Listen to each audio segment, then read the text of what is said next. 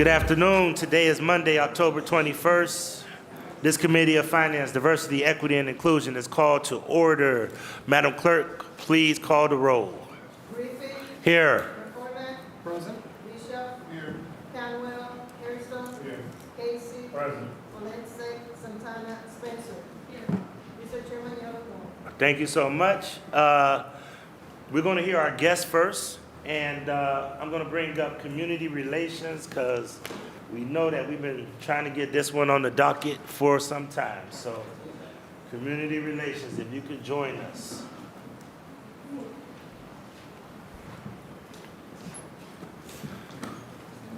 Good afternoon, Director Shute Woodson, and good afternoon, Reverend Jimmy Gates. So we've heard this before, just so that the committee is aware, this is a very minor change. There was a wrong title or wrong name of the organization on the past piece of legislation that we passed. So they had to go back through the process with the law department, back through the process with the committee. And Director Shute Woodson, if you can give us an explanation of what this legislation is doing. Sure. To the chair, to the committee, good afternoon. This is basically a simple name change to the President's Foundation versus the President's Council. After legal review on both sides, we needed to change the name for payment reasons, that the money goes through their foundation of the President's Council versus their chamber. So we're asking that the committee and council just pass for this change. Thank you. Thank you. And I for sure want to have the illustrious Reverend of Zion Hill Chapel to say words, if he could. Yes, to the chair and to the committee. First of all, we thank you again for getting to this point of passage of this long overdue process. I was here a couple of days ago with Councilman Polensek in the Safety Committee, and we just thank you for your support as we try to make a difference and impact in our schools on the southeast side of Cleveland and with our young people who are really struggling with their identity now. So we thank you, Chair, and to this committee once again for getting us to this point of passage of this legislation. Thank you so much. And once again, I know we've heard this multiple times, but Mr. Polensek, did you have any comments before we move to vote? Mr. Chairman, the Safety Committee heard the legislation, we heard the explanation, and we appreciate Pastor Jimmy Gates always being here at City Hall. Thank you. And I wholeheartedly support it. Thank See you you. tonight, too. Thank you so much, and thank you for the support, and we look forward to working with you and your team out there in the community. Seeing no other questions, ordinance number 1049-20. Oh, you need to say something, Councilman Bishop? Go ahead. Yes, Mr. President. I'm very pleased to see this piece of legislation go forward. We need this piece of legislation very badly on the southeast side of the city of Cleveland to help our young people. And thank you to the director and to the pastor. Thank you. All right, thank you. Thank you. So seeing no other questions, ordinance number 1049-2024 stands approved. Please sign on. Once again, you know what? I'm moving too fast. I need to at least read it into the record. Ordinance number 1049-2024 by Council Members Polensek and Griffin by departmental request an emergency ordinance to amend the title in Section 1 of Ordinance number 525-2024 passed May 20th, 2024 relating to a professional service contract to develop and implement young adult violence interventions and prevention programs and strategies for the Community Relations Board. So I just wanted to make sure I read it into the record. There is no amendment to this. Therefore, ordinance number 1049-2024 stands approved. See, when it gets to us, it moves. Thank you. All right? Really appreciated your comments that you made about our team. Thank you. And hopefully we can continue to have conversations. Myself and Councilman McCormick are going to be talking about some mobilization things that we're going to do. So we'd love to reach out to you. Okay, thank you. Thank you. Thank you. Thank you, Director Shute Woodson. Thank you. All right. Before I bring up our next guest, I do want to acknowledge a guest that I have with me today, and I'm going to ask if he could please stand. Mayor Alion Puyi. He's the mayor of Sebekatani in Dakar, Senegal, and he's basically hanging out with me all day today. So I want to make sure I introduce him. He wants to see how city government operates, and I told him, well, John Penny will be here, so you see how we pass legislation. And, all right, thank you. All right. Okay, so next, I'm going to ask if our guest, speaking of, we have ordinance number 1078-2024 by Councilmember McCormick, an emergency ordinance authorizing the Director of Department of Public Works, Division of Recreation, to enter into a grant agreement with Ohio City Incorporated to provide program support for Near West Recreation Youth Programs. Hello. Hey, how are you doing? All right, great. So please introduce yourself and please move forward. Yeah, my name is Carrie Palma. I'm the Senior Director of Youth and Family Engagement, Ohio City Incorporated. The program, Near West Recreation, quick overview is we've been around since 2012. Currently, we serve over 1,400 youth through year-round recreation opportunities. They serve the Near West Side, but we pull kids from all of the west side of Cleveland through different sports and activities. And we're looking for extra funding to continue our support and leagues. Thank you. And we have our attorney. Does she want to say anything? Thank you. Through the chair, the ordinance is pretty self-explanatory. It's basically a grant, approving a grant agreement with the Division of Recreation, which is still the division until January, so that they can use the funds that are already appropriated for 2024 and into 2025. All right, And thank if you. anybody has any questions. Thank you so much. This is I believe he helped start this program, Back Councilman in Kerry the McCormick. day, like Mike Polensek would say, back in the day. Mr. President, when I moved back to Cleveland after spending 2 years teaching abroad, I made about 25 cents an hour working for a nonprofit on the Near West Side, and he said I was overpaid. One of the components of my portfolio, Mr. President, for a while was the Near West Recreation League, which started with 68 children on the Near West side of the city. It now has 1,400. 1,400.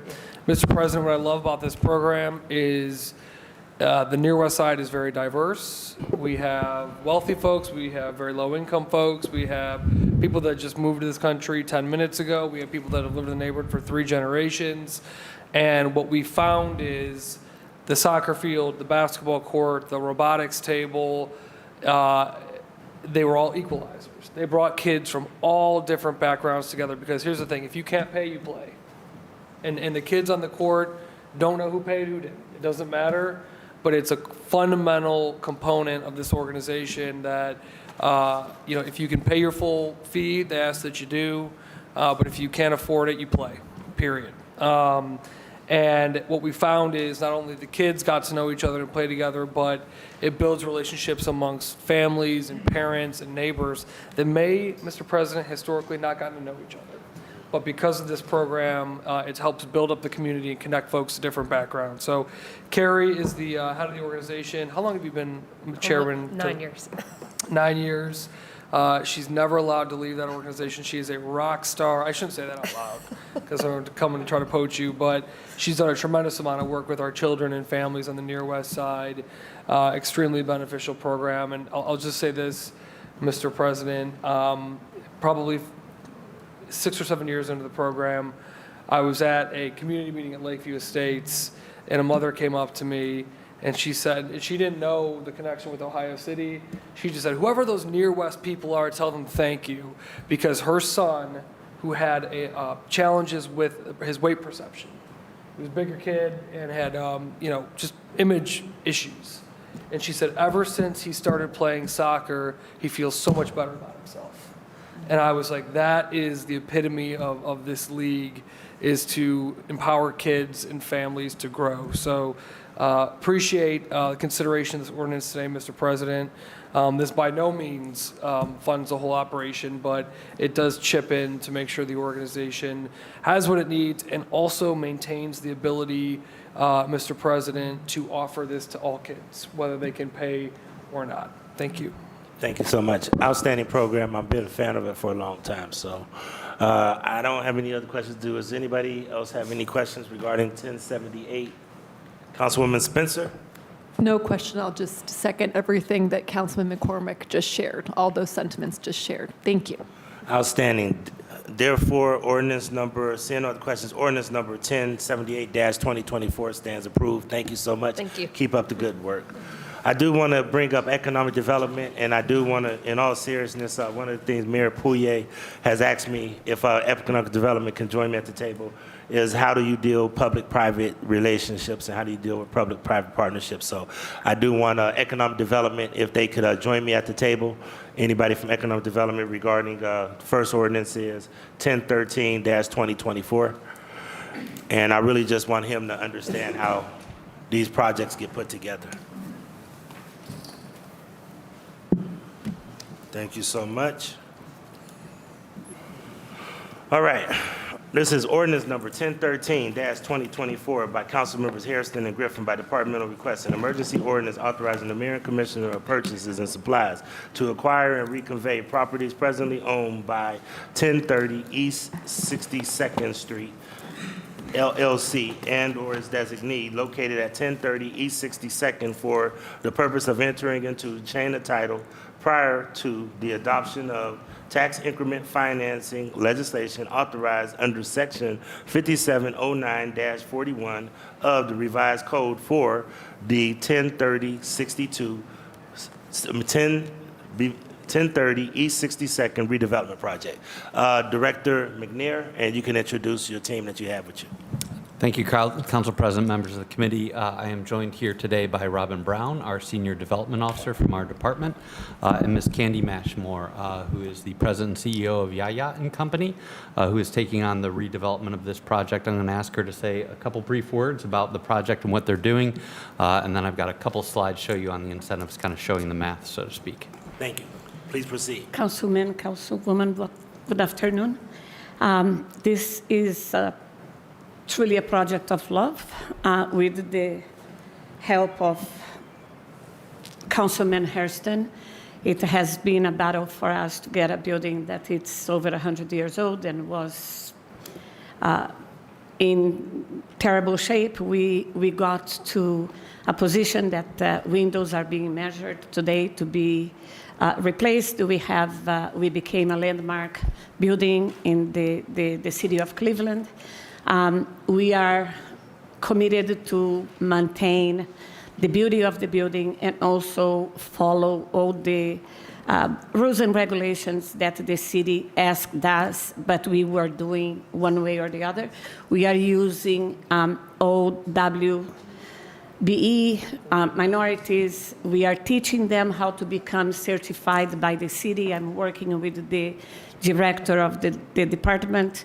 We are also getting involved in the community with the help from Councilman Hairston. We are trying to bring the kids in the area, 6th, 7th, and 8th grades to develop a passion for reading by decorating rooms in their schools, in their classrooms. And we started with the first one. We are going into the second one pretty soon. And we hope to have every school in the Ward 10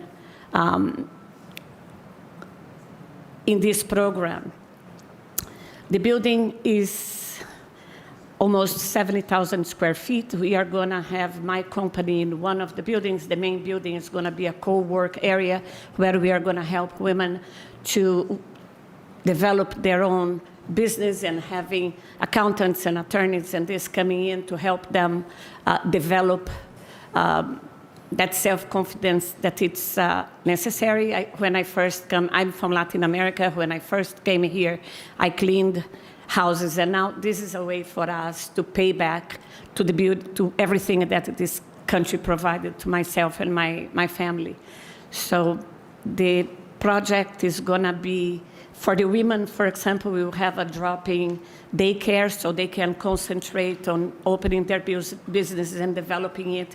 And that we are gonna also work with the kids in the area, the high schoolers, and try to teach them how to develop a business in social media and photography and things like that. They are gonna have a paid internship, and we are gonna be working with hopefully the same schools that we are helping them develop this passion for reading. So this whole project is based in giving back to the community that we are in.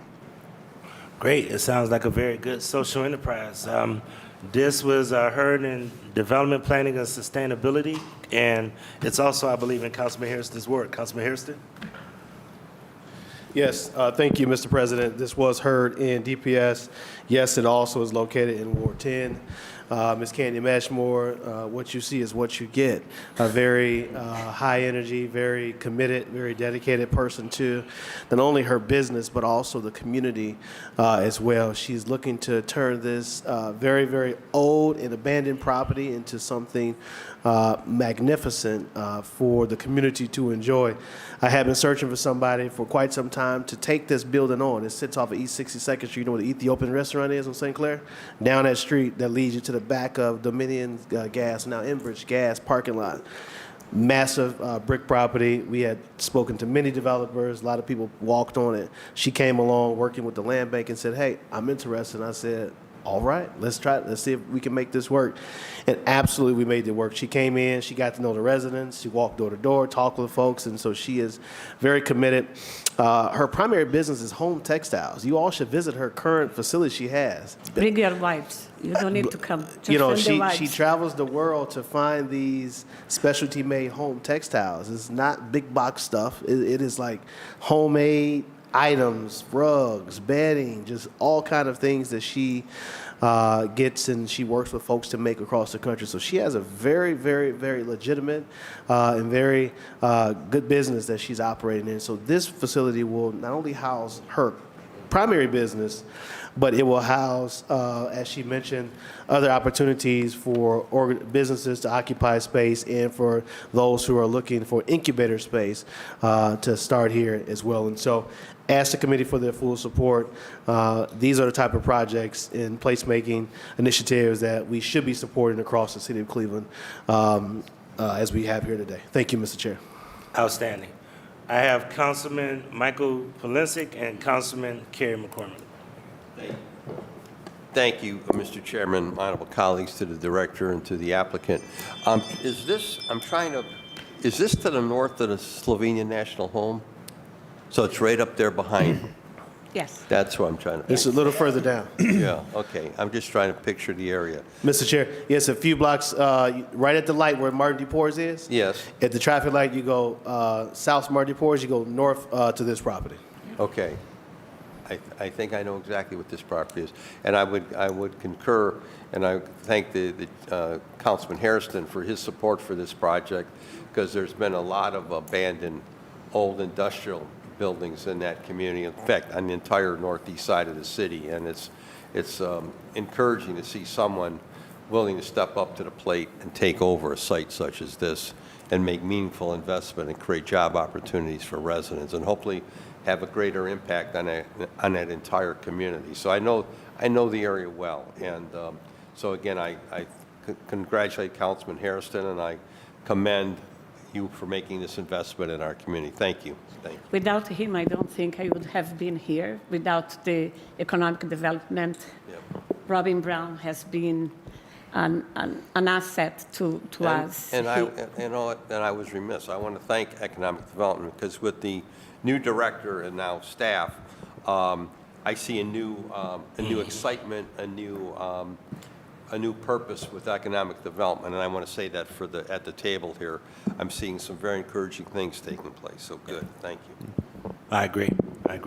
Councilman Kerry McCormick, Councilman Brian Casey. Thank you, Mr. Chairman. And having been 9 years on council, Director Mike Polensek doesn't just say that to be nice. Yeah, about to say. So when he does, that's a compliment. That's a real compliment right there. You can cash that check. Thank you, sir. Thank you, Mr. Chairman. I also just want to speak in support of this legislation. Congratulate my colleague, Councilman Hairston, and Ms. Mashmore. Where are you from in Latin America? Brazil. Brazil, okay, Yes. okay. I love that. My sister-in-law is from Brazil. She's from Sao Paulo. Me too. Ah, there we go. So you know how crazy we are. I do, but a good crazy. But good food. Well, listen, Mr. Chairman, 20 seconds of personal privilege, forgive me. My god baby is half Irish, half Brazilian, so we got a problem. We got a problem. She's Yes. 18 months old. We got a problem on our hands. You have no idea. They're Mike Polensek's problem over there in Ward 8. So, Mr. Chair, Mr. Chairman, the only thing I can say is Dabeshu. I think I said that right. Dambeshu. That's what I tell her if to give her, because she speaks Portuguese, of course, because her mother speaks to her only in Portuguese. Anyways, Chair, again, I just want to speak in support of this, full support. And I will note, I'm sure it's in tough condition, but it looks like a beautiful building. It's not anymore. The tough conditions was when we got it, Okay. 50 dumpsters Yeah. of trash, but now it's beautiful. Yes, it's got potential, I would say. A lot of so potential. That's great. And no, Chair, again, I just wanted to speak in support of this and congratulate my colleague. And just note, too, that Councilman Hairston, every time I drive down 55th, there's something new going on. It's like you guys are doing a lot of great work over there. I just want to note that. Every time I go down there, there's some going on, a project, a new storefront, a new restaurant. So I want to call out the economic development team, Councilman Hairston, for that focus on 55th, because it seems like there's a lot of energy. Got a few more in the works, too. There you go. All right. Thank you, Mr. Chair. Thank you. Councilman Brian Casey. Thank you, Mr. Chairman. I'll also echo the sentiments of my colleagues. Congratulations. Thank you. On the project.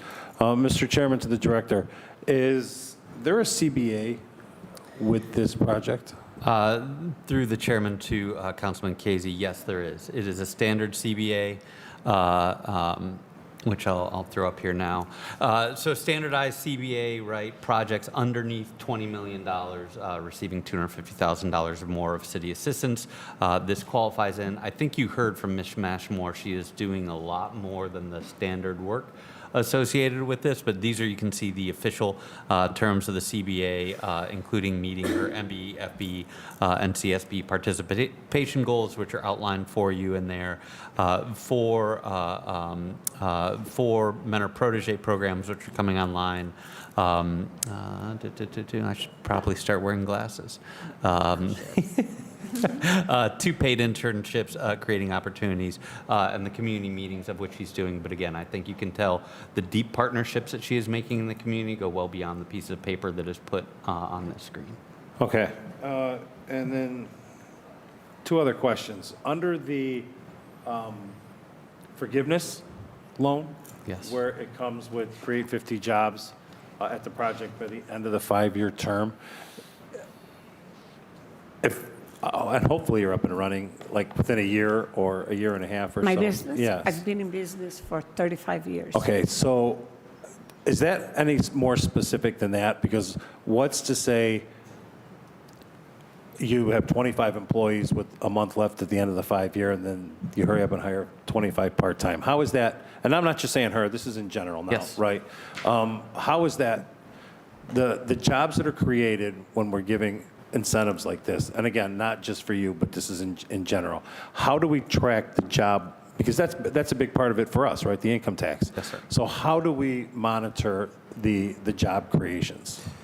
So through the chair to Councilman Casey, you can see up here, so this is part of the Vacant Property Initiative, now defunct Vacant Property Initiative loan. I certainly wish that we had more dollars like this to plug gaps on project. But you can see this is a termed forgivable loan, right, of $360,000, 5-year term, 6% interest. That is deferred interest only for the period of 1 year for her to create those jobs. In past VPI loans, in the case where somebody has only met partial job creation, we have done an in-kind partial forgiveness of those loan submits there. We do go through a rigorous process of collecting tax data from CCA that kind of shows us the jobs that are created. So it's not just, oh, sure, I did it, right? There are Okay. actual records that are produced All that right. come online. Okay, and again, I hope you're so successful you're hiring hundreds, right? That would be the goal. Work with Anthony, you'll be fine. And then my last question is always going to be, anytime we're giving city funds now, Mr. President, to the director, is the electric supplier. CCP. You're a godsend. Thank you. I just want to answer your question. We are not just use the people that are registered with the city for minorities. We are actually creating the minorities. I'm working with the African American community and the Latin community in the neighborhood, and we are helping them to become certified. So I'm not going to go to a company that the wife has the name as a minority versus a woman that is truly a minority and opening her business. So we are going a little bit further than what you requested of us. Well, let me tell you this. I've never met you. I don't know you. This is the first time reading of the project. And if you're working with Anthony Hairston, you're in great hands. But it's individuals like you that really help keep Cleveland going. It's the idea of what Cleveland was built on with our immigration and our different cultures and different ethnicities in the city. And if you're working on that to do that, even if it is just within one certain culture, you're the reason that the city of Cleveland keeps moving and thriving. So on behalf of my colleagues, I think I can say that, we appreciate that aspect of your philosophy in life. It's also a little bit of a selfish way because it could have been me. I came here 35 years ago. I cleaned homes. Today, I own homes and a building. It's my children I have 4 children, 2 surgeons, a neurosurgeon, a bariatric surgeon, an attorney, and a psychologist. So to me, this country gave me everything. It's beyond my dreams. It's my way of paying back. And I think that's what is You necessary. remind me a lot of my own mother, right? My mother landed in this country in 1962, didn't know anybody, cleaned houses just like you did. She had 4 kids as well. Unfortunately, one ended up on Cleveland City Council, so she wasn't as successful as you, I guess, when it comes to her kids. But again, we really want to thank you. Thank you, thank you. And I have no words. The councilman, I have him on my speed dial, and if there is a problem, Anthony, please, I need help. And he has been there for us. That's what we do. We help people fix some of the most complicated problems that people have. And you seem to have done a great job working with the councilman. I'm his most complicated trouble. I don't know. Listen, That's my girl now. Council with 17 minutes. Don't believe that. But listen, thank you. And you got one more piece, so I'm just going to go ahead and get this other piece signed. But hearing no other questions, ordinance number 1013-2024 stands approved. I would like for Mr. Pouillet, Mayor Pouillet, to meet you, because this is exactly what we were just talking about, economic development, how immigrants and other refugees come to the city of Cleveland, and how they do public-private partnerships. And he likes to understand that. So I would like to make sure, see if he can Senegal and Brazil, we have a lot of good things, especially soccer. Football, right? Thank you. So seeing no other questions, ordinance number 1013-24 stands approved. There's a second companion piece to this, and this is ordinance number 1016-2024 by council members Hairston and Griffin by departmental request, an emergency ordinance authorizing the Director of Economic Development to enter into a contract with 1030 East 62nd Street LLC or its designee to provide economic development assistance to partially finance the project costs for the development of 1030 East 62nd Street project and other associated costs necessary to redevelop the property. Director and team. Thank you, Council President. So there were 2 pieces to this. I believe Councilman Casey actually started on this one because 1016 is the vacant property initiative loan, which we started talking about on here. So again, this is kind of in 2 parts that we are doing. It is a $360,000 forgivable loan that, so long as Ms. Mashmore meets the terms of her job creation, will be forgiven. The second portion of that is a non-forgivable 10-year termed loan at 4% interest, all of which is to kind of help her move this project forward. And again, just complete picture for you guys, and the tax increment financing, which was the one that just went through, right, that has a total estimated net present value of $163,965. For what it's worth, the Cleveland Metropolitan School District, by moving that forward, would receive $567,857 that they otherwise would not see. So when you put all this together and then you factor in the income tax and the new jobs, even with the incentives that we are outlining in this project, the city of Cleveland will collect over $1.7 million more in taxes than they otherwise would have. Plus, we get a vacant building in Councilman Harrison's ward brought back to life, which has numerous benefits for the people that surround it. I love it. Yeah. Director, this is outstanding. This is what I wish we could see for every presentation. And you will. Because it really kind of articulates and outlines to the public why we're making these investments. Because a lot of times people think we just pass out money and they don't understand the return on investment that the taxpayers are seeing. So this is outstanding. This is great. I hope everybody, did you have this, everybody, is this on our, you Yes, emailed sir. us to everybody? Yes. Okay, great. Councilman Hairston. Thank you again, Mr. President. As I stated earlier, fully supportive of this project. It did pass through committee.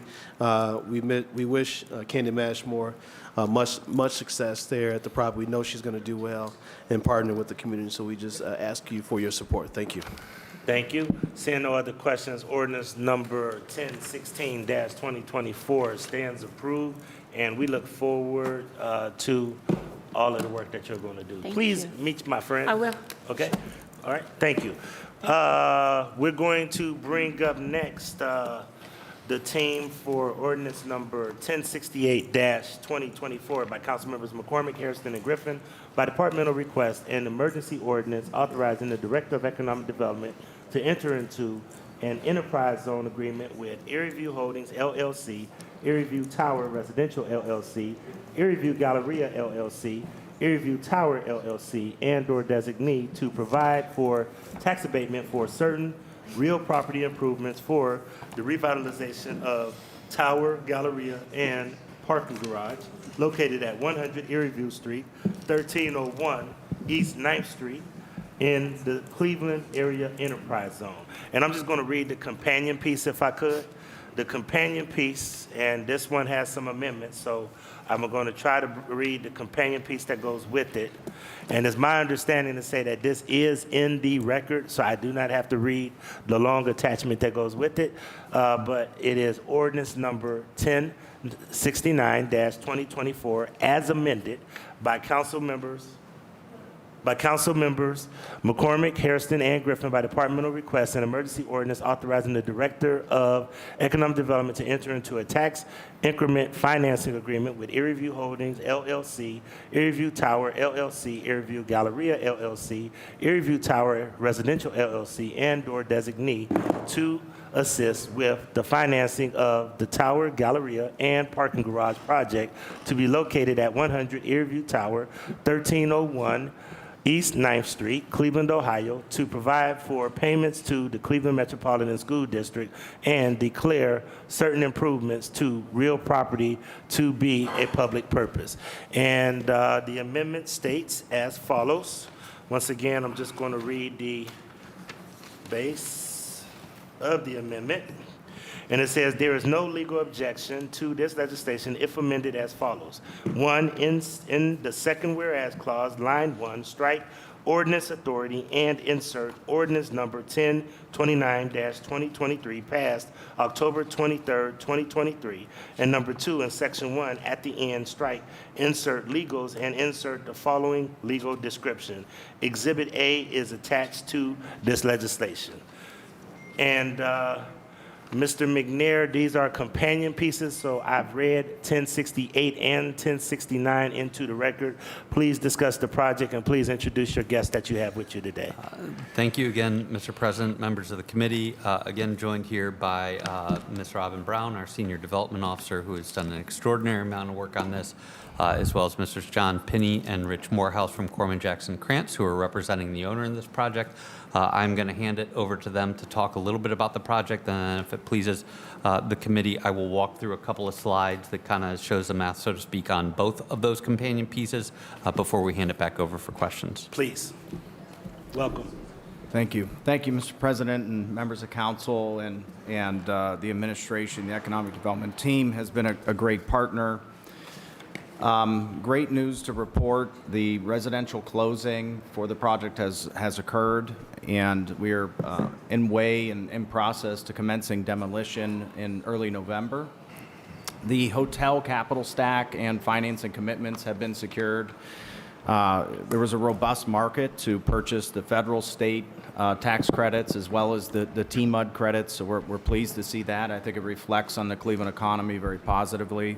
And so this project is happening and going. We've commenced with all the design drawings, including Marriott's team based in multiple cities, as well as our local teams, and very excited about it. We have an initial kickoff coming up with Marriott's team, and so really appreciate the support. It took a long time to get here, and I think I've been here 3 or 4 times already, and I'll keep coming back, but it's good to have a new face sitting next to us, and Robin's been with us the whole way, so, and all of you have. We really, on behalf of the Kassouf family, on behalf of TurnDev and KJK, we just want to say thank you. It's been a very complex project with many, many layers of structures in the capital stack, but we got there. I also do want to thank the state of Ohio. Their support has been significant.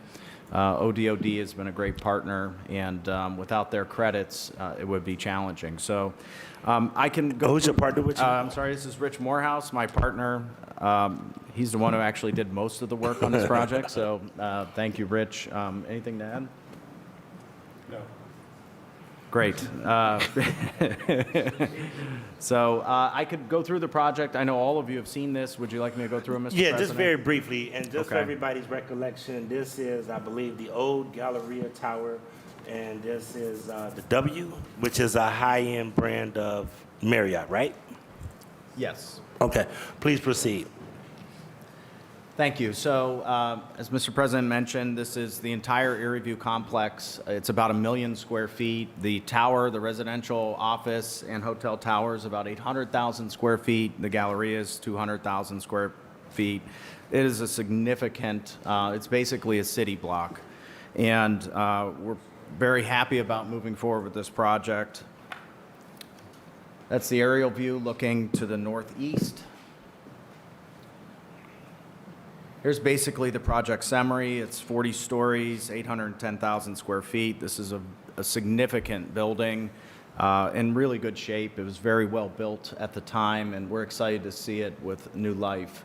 It's currently about 50% vacant, but we've done a pretty good job of late retaining the tenants that are going to stay in the office portion, and we're excited to commence construction. Project summary, this is locked in, 210-key luxury hotel. This will be the first Marriott corporate managed W and residential project. This is their new prototype moving forward, where the resources and the amenities for the hotel, which, as I mentioned, are 210 keys, will be used for the luxury apartments, which are 227 luxury apartments, actually branded and operated by W.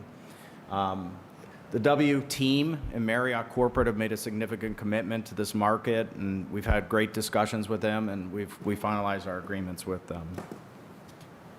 Here's the stacking plan. I think many of you have seen this before. Yes, the restaurant bar, the rooftop is coming back, and we're actually in the process of trying to redesign it and looking at historical photos of how it used to look and feel, and we're looking forward to everybody having a grand opening there in a short 24-month window. We're working on behalf of the Kassouf family. It's a very complex project, so they've been kind enough to bring us on to assist them. We are also working with Berardi, who's doing the architecture, but there's architectural and design firms from New York and Chicago who Marriott works with, and we've brought onto the project since they've done many of the W products around the world. Independence will serve as the construction manager on the project. TurnDev, as I mentioned, I have the pleasure of serving as a managing partner of both, and our team right now has about $500 million worth of development in the city. A lot of it is historic rehabilitation, so we've been asked to assist on the project, and we're proud to be part of it. These are some of the initial renderings of the Galleria. We are going through a robust process to try to figure out how to really reactivate it and bring it back to life. And these are concepts that were developed by a team out of Chicago, but we're working with a number of local teams to try to see who has the best ideas. This is the alley. I think Director McNair is the only person I've ever known who knew the name of the alley. What is the name? Now you're putting me on the spot. Yeah. Souls are way. Yeah, we are really focused on it.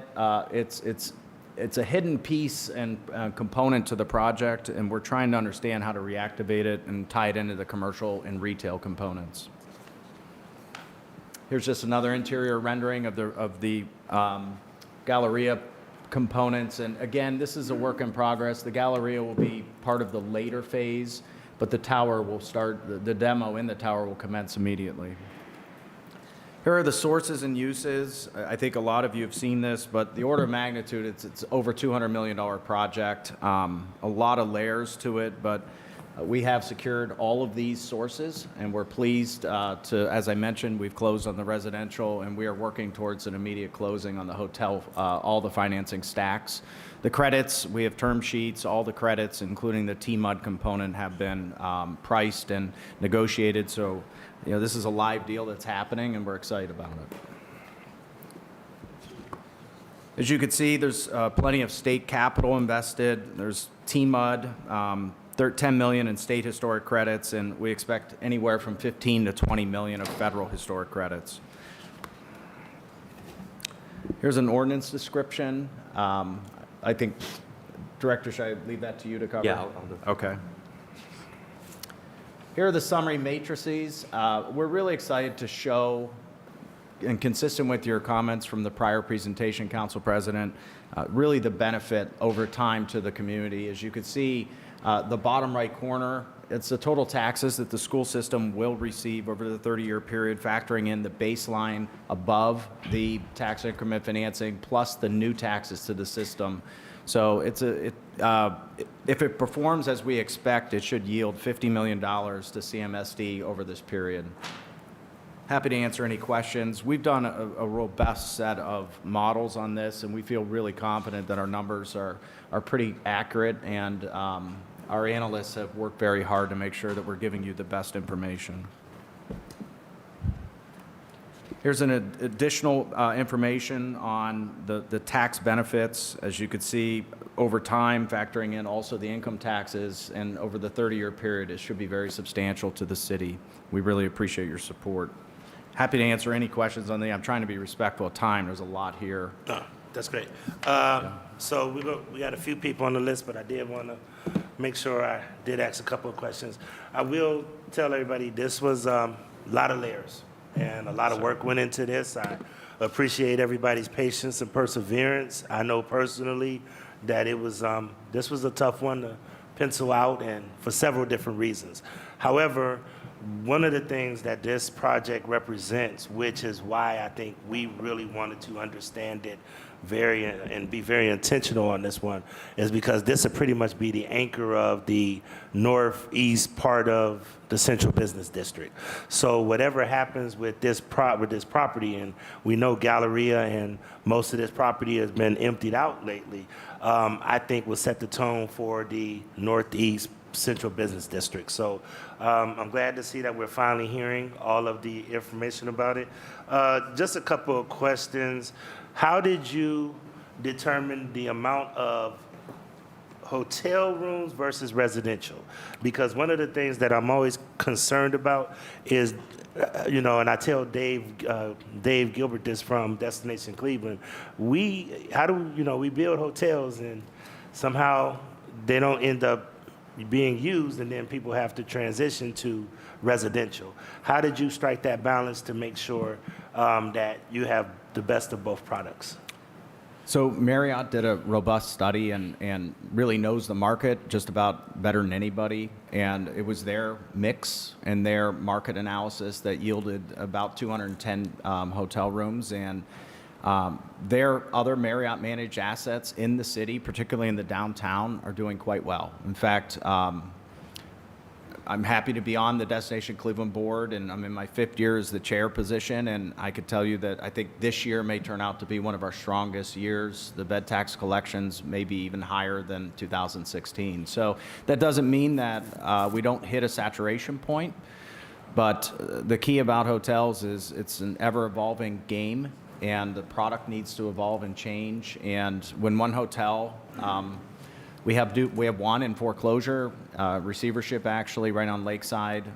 When that hotel fails, another one should come along and backfill, and hopefully that one can get redeveloped as well. And that's the reason I asked that question, because there's a couple, and I know Councilman McCormick probably knows this better than I do, but I'm looking at the Centennial project at 9th and Euclid that's kind of stalled right now. Yeah. Then I'm looking at the one where Weston is at, and that one kind of went under, and I think there may be a buyer now or something like that. So I always struggle with how you have this balance of residential versus hotel. And I just want to make sure that we don't set people up for failure.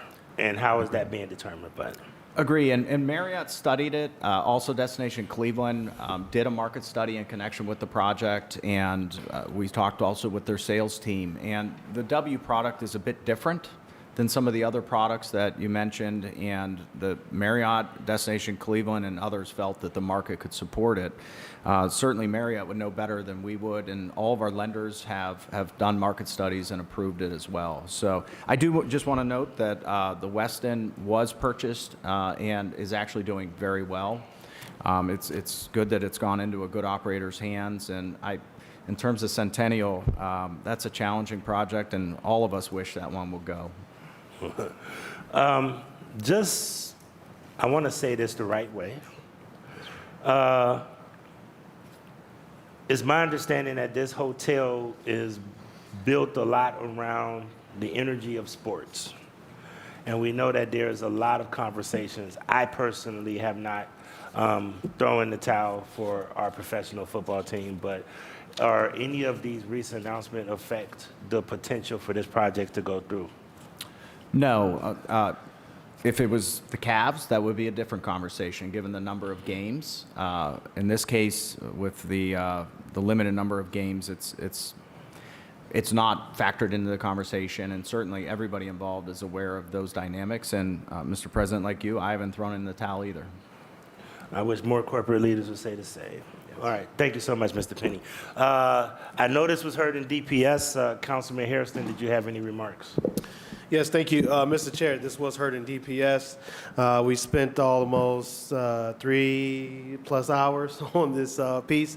As you said, this is a long time coming. There's been a lot of interactions, a lot of conversations, a lot of push and pull, a lot of negotiations. That has happened along the way, and it has finally come to the finish line. There's some good things a part of this CBA that we can all hang our hats on. There are MBE goals, MBE goals, CSB goals that we are confident that the team are going to meet and hopefully exceed as they get further into the project. As you said, Mr. Chair, you know, there's many factors that are to be considered that are happening in our city. However, I think that as long as we all continue to keep the faith and keep, you know, along the same messaging, the lines of messaging, that we can keep folks engaged in our city and, you know, together as these projects continue to move forward. You know, people look around and say, well, wait, I hope we don't, you know, things don't, you know, get screwed up with all of the changes that are happening. But, you know, none of us are throwing in the towel just yet. You know, we're going to continue to work towards a lot of these issues that we have going on at the moment. But again, committee fully supported the piece, fully supported as the chair, and asked the committee for support. Thank you. Thank you. And before I go to the councilman on record with Councilman McCormick, I do want to acknowledge that this was, if I'm not mistaken, the first project that they started working on after we put the CBO in place, the Community Benefits Ordinance. So really, I'm looking at the community benefits and how that's coming together. So there is a community benefits agreement and ordinance in place. And just before I go to Councilman McCormick, well, I'm gonna let him answer it because I don't want to steal his question. Councilman Kerry McCormick. Thank you, Mr. Chairman. Appreciate you opening this up and for the committee hearing this piece. And I apologize I wasn't able to be here at the DPS committee. Councilman Slife and I were actually touring the Pittsburgh airport because they went through their master planning process prior to us were a very similar airport. They've done an incredible job. So we were looking at the work they've done in Pittsburgh on updating their airport and their system. So it was, normally I don't like missing committee, but it was a critical trip for us to be on and very fruitful. Chair, again, thank you. Support both of these pieces in front of us today. I want to thank Mr. Pinney and his team, the Kasu family, for investing in the city of Cleveland and for getting this project off the ground. Director and your team as well, for your work here. And I'll say, Mr. President, I said this a few months ago at one of our committee meetings. This project keeps me up at night. This project keeps me up at night because if we can't get this one done, we're going to have 1 million square feet of open, very underutilized open office space sitting on the market in Cleveland, Ohio. This is a great outcome for a building that needed a huge, shot in the arm for the vitality of our city, for the vitality of downtown Cleveland. And so this is a great outcome. And I know it's taken a lot of work and a lot of stacks of capital and investment and all that kind of stuff. And it's kind of been like riding a wave to get to this point. So anyways, really excited about this injection of life into this building with the W coming in, housing, as well as some of the tenants on board. I really look forward, Mr. Chairman, as we move forward to seeing the work of the Galleria, to get that up into its prime once again. But this is a critical building. Again, almost 1 million square feet in the middle of our central business district to get it back up and running.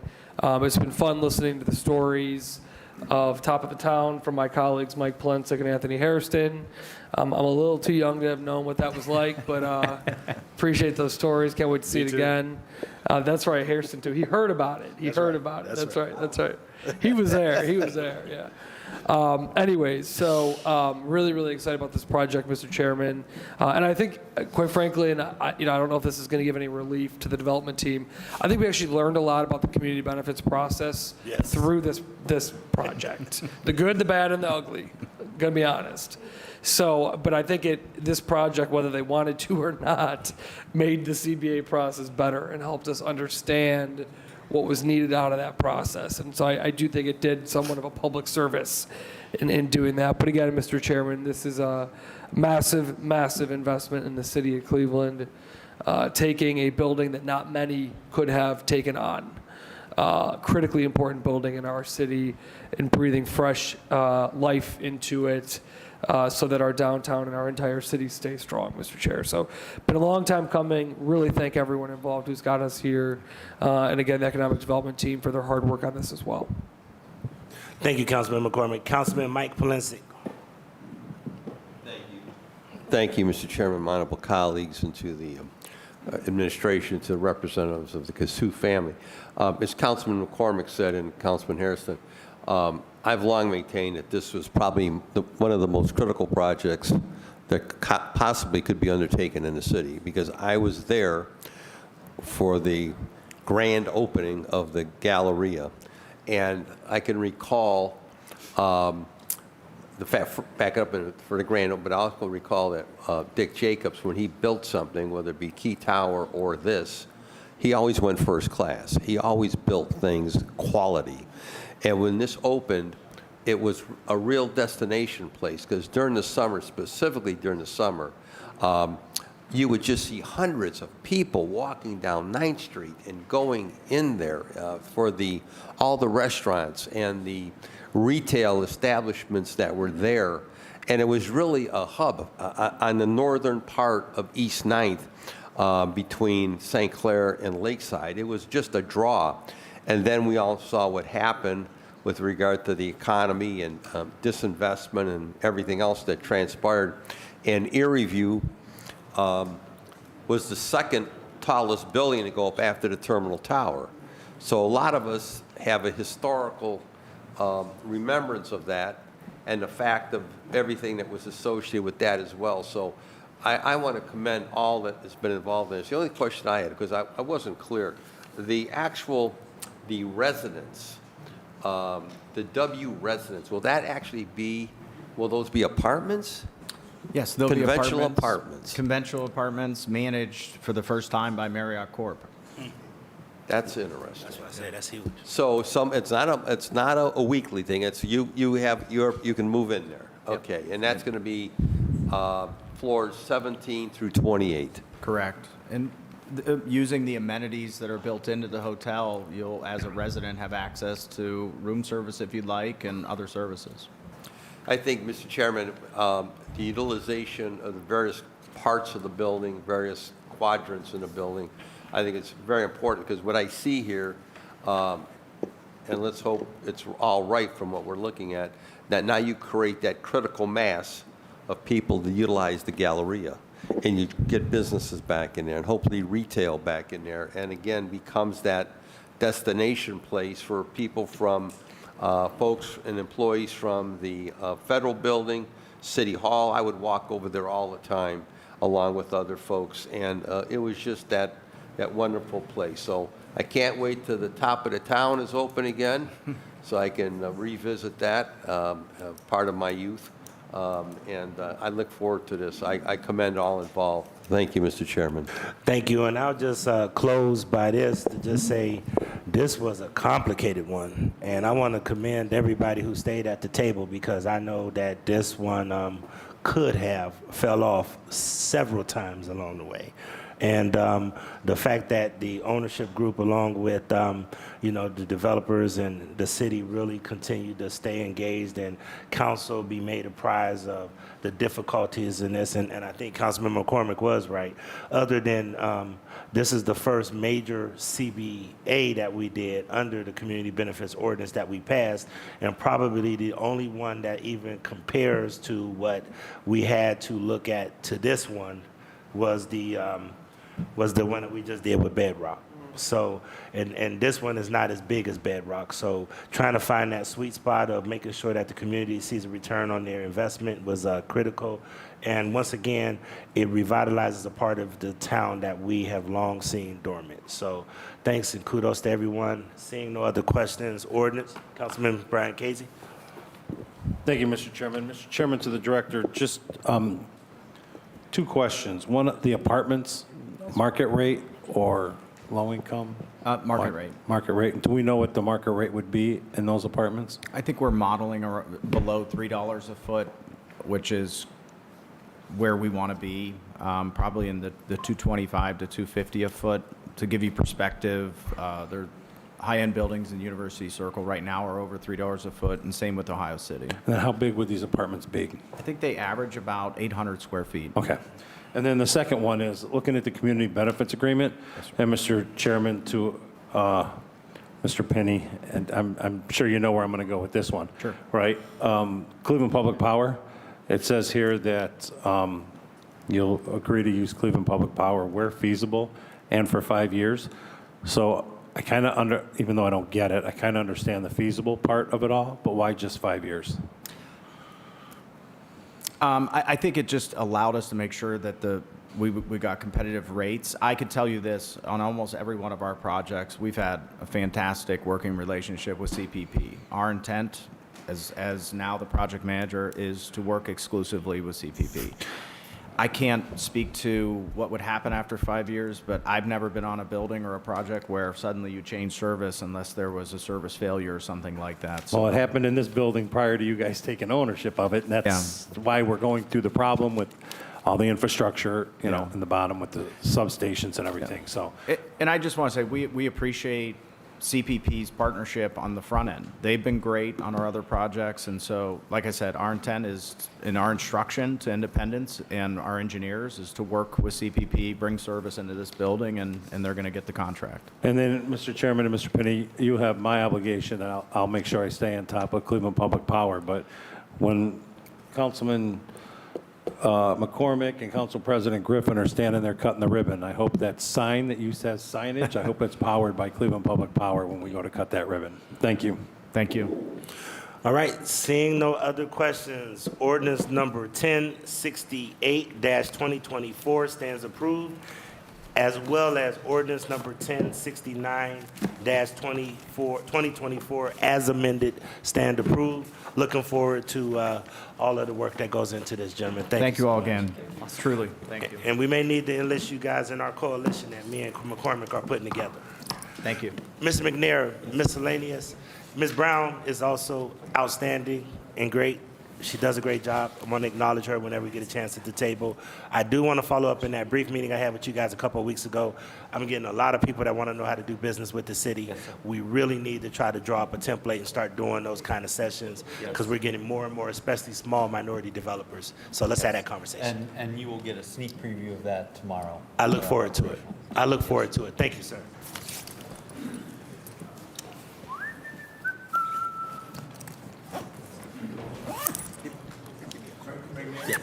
Yes, sir.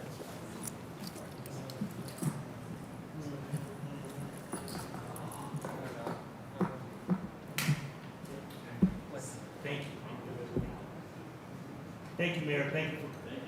Thank you to Mayor's leaving. I just wanted to make sure we acknowledge again Mayor Pouye from Senegal. Thank you. There you go. All right, let's get to Public Works. Public Works is ordinance number 989-2024 by council members Marr, Bishop, and Griffin. By departmental request, an emergency ordinance authorizing the Director of Public Works to enter into one or more agreements with the State of Ohio Department of Transportation to provide general routine maintenance and repair of a portion of State Route 176 for a period of 1 year. Director. Thank you. Thank you, Chair. This piece is a routine piece that we have a contract with the State of Ohio to do snow clearance, snow and ice control, as well as maintenance, grass maintenance on Route 176. This is something we've been doing for a couple of years now. It's pretty routine. The cost is about $71,000, and it's about $5,900 a month. And that's pretty much something we do. But I'm open for any questions that you have about this piece. Thank you, Assistant Director Laird. First of all, are they reimbursing us, or do they just give us the money and then we just operation? No, we actually contract with them and we pay them, so there's no reimbursement. So we pay them to cut their property? Yes, that is correct. Why do we pay them to cut their property? Why don't they give us some kind of fee for cutting their property? So as far as the initial agreement, I'm not quite sure how that worked out. But ever since, we used to do this as a gentleman agreement where we just kind of gave them salt and they took care of it kind of thing. But in the last couple of years, we were told that that's not the way to do it. So we have to put this agreement in place where we pay them. So it's not almost like how the corridor is going to be the same way. Yeah, and that's what I'm thinking of. I mean, let me say this. I don't know who's negotiating that and how long we're under that agreement. But they sure wouldn't have a problem charging us if we were maintaining, or if they were maintaining some of our property. So I'm trying to understand what the benefit is, but Opportunity Corridor is the same way. The trade-off is because they are in the city, they oftentimes are not kept up well, which means that we should probably step in like we're doing, but I think there should be negotiated some kind of fee, or at least some kind of swap. For the corridor? For corridor and for 176. For 176, I will say this, this is not something that we have the capacity, the equipment or the people to actually handle. So we are much better off by this agreement. We would not be able to handle the work down 176 if we had to do it ourselves. All right. Okay. Any questions, Councilman Bishop? This was heard in your committee? Yes, Mr. Chairman. We vetted this morning and we approved it for passage. Thank you. I don't see any questions regarding ordinance number 989-2024. Stands approved. Please sign on. Thank you. Thank you, Mr. Laird. Public safety.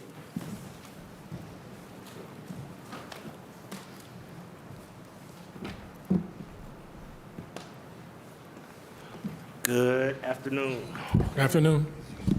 Thank you. Put them right there so I don't mix them up. All right, first is ordinance number 1011-2024 by council members Polinsky and Griffin by departmental request. An emergency ordinance authorizing the Director of Public Safety to cause payment to Cuyahoga County for services rendered through the County Department of Public Safety and Justice Services to reimburse the county for the city's share of costs for maintaining and use of 5 Motorola NG911 workstations and other related expenses. Director. Good afternoon, Chair, President Ruther, and other members of council.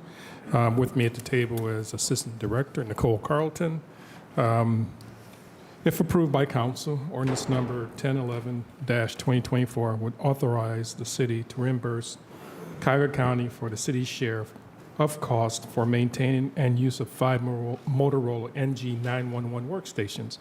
The Motorola workstations are used by the City of Cleveland Bureau of Communications. Cuyahoga County currently has a county-wide contract with Motorola Solutions for these services, which it wishes to extend to the Bureau of Communications. This legislation would authorize the city to reimburse Cuyahoga County for the city's share of the support and maintenance fees associated with the equipment, software, licensing of the workstations for a period November 15, 2021 through March 10, 2025 is for $107,625 and will be paid from the police operating budget. We're here to answer any questions. Thank you. And we're also joined by Assistant Director Carlton. Just a couple of things. Well, no, I don't have much in here. Councilman Polisic, this was heard in Department of Public Safety. Yes, Mr. Chairman, we heard it, we discussed it at length, and we just wanted to make sure that, that Cleveland was not the only one reimbursing the county. And the director indicated that other entities, other cities, municipalities were reimbursing as well. Thank you. Thank you. Councilman Brian Casey. Thank you, Mr. Chairman. Mr. Chairman, I unfortunately wasn't able to attend the safety meeting, so I just want to reiterate what Councilman Polisic said. Is that true? The other 58 municipalities within Cuyahoga County, first of all, do they use this system? And then second of all, if they do, does their council have a similar piece of legislation to pass in regards to paying this? To the chair, through the president, or chair to Council Member Casey, I'm not quite sure if the other municipalities has their PSAP, which is a public safety answering point, which the City of Cleveland is. Back in 2021, the City of Cleveland had made the decision with partnership with the county to take on 911 calls in the City of Cleveland. At some point, that decision was made to transfer that duties back to the county, and Assistant Director Carlton will correct me if I'm wrong. She has a lot more knowledge of it than I do. At that particular time, we had approximately 27 stations for the City of Cleveland to answer the 911 calls. Again, those duties went back to, or responsibilities went back to the county. During that process, it was determined that we did not have the volumes of calls, so which required us to pay our portion of the maintenance and software for those stations that were here in the City of Cleveland, hence the legislation to pay for our portion of it. So whether or not individual municipalities have the responsibility, I'm not quite sure. That's more of a question for the county to answer versus us here at the City of Cleveland. To the council president, to the councilman. So each municipality gets, the county pays for their workstations. We want additional workstations to cover for special events and other times when call volume may increase. So they pay for a certain number based on call volume. The increase we want, and we're paying for those stations, is based on our need and what we feel our needs are to cover the city. And Mr. Chairman, to the director, assistant director, this is just for the 911 system, correct? To the chair, to the council member, that's correct. All right. So 27 stations. The maintenance is, you said, in this $107,625. It seems like a lot to maintain because Motorola aren't charging us per call, right? So they're there or they're not there. And then if we're paying for the maintenance of these, are we assuring that other municipalities aren't using them? I can answer that. To the chair, we're paying for the 5 workstations, only 5 workstations, and obviously that we're paying per workstation.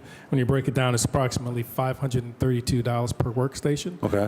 Which equates to, and I don't have all the information, the numbers in front of me. I was doing the math a little bit early as well, and comes out to just over $123,000 I have 107 here, but that's our cost for it. I'm not quite sure what other municipalities are paying, but that's our share based on the 27 workstations that were agreed to, again, back in 2021. And Mr. Chairman, to the director, do you know where these workstations are at? To the chair, to Councilman Casey, yes, they're at our Bureau of Communications on Payne Avenue. I'm sorry, on Chester Avenue. In our building? In the 3rd District. That's correct. In our building? Yes, sir. And Mr. Chairman, to the director, are they our employees?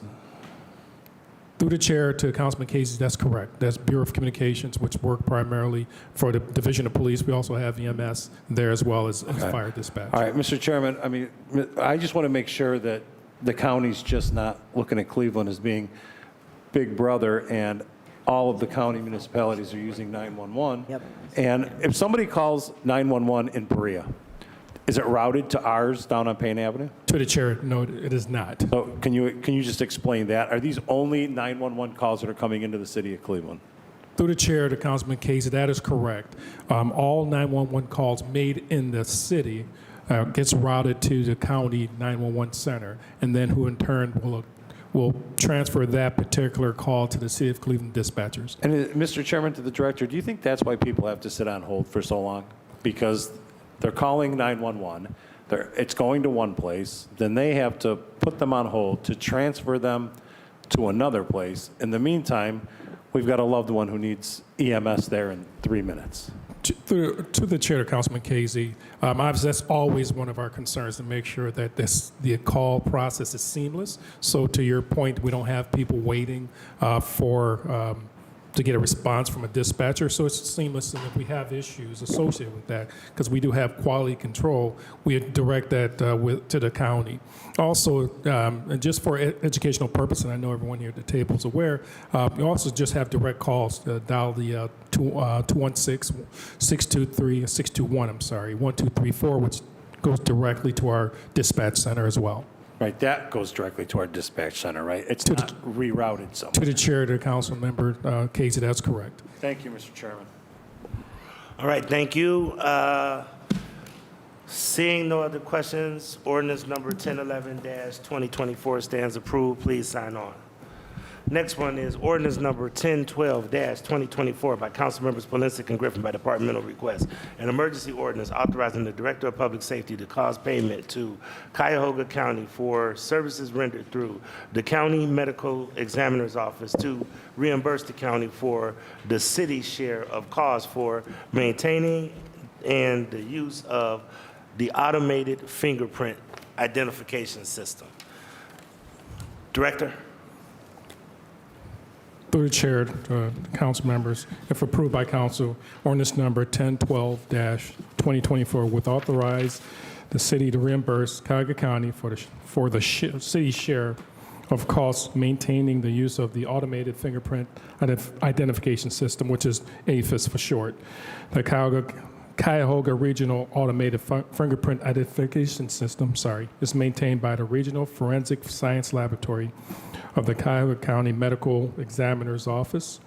This legislation would authorize the city to reimburse the Medical Examiner's Office for the city's share of the support and maintenance fees for AFIS system in the amount of $108,181.50 for the years 2022 through 2024, and would be paid from the police operating budget. Okay. Councilman, I don't have any questions. Councilman Polensek, did you have any questions regarding 1012? No, Mr. Chairman, my honorable colleagues, and to the director, we discussed this again at length at the committee table, and this is as a result of the city transferring the AFIS system over to the county. I don't recall how long ago. This is now we are reimbursing the county for the utilization of the system. Thank you. Any questions regarding 1012-2024? Councilman Kevin Conwell. Thank you, Mr. President. Just a little side note. How many people do we have for the, through the chair, to the director, safety director, for the fingerprints? Because sometimes residents call me, we're going to pay the $100 and some $1,000, it appears. And sometimes they have to call me 2 days later or whatever the case may be, and people don't come out there to dust for fingerprints? How many people do they have working in that department?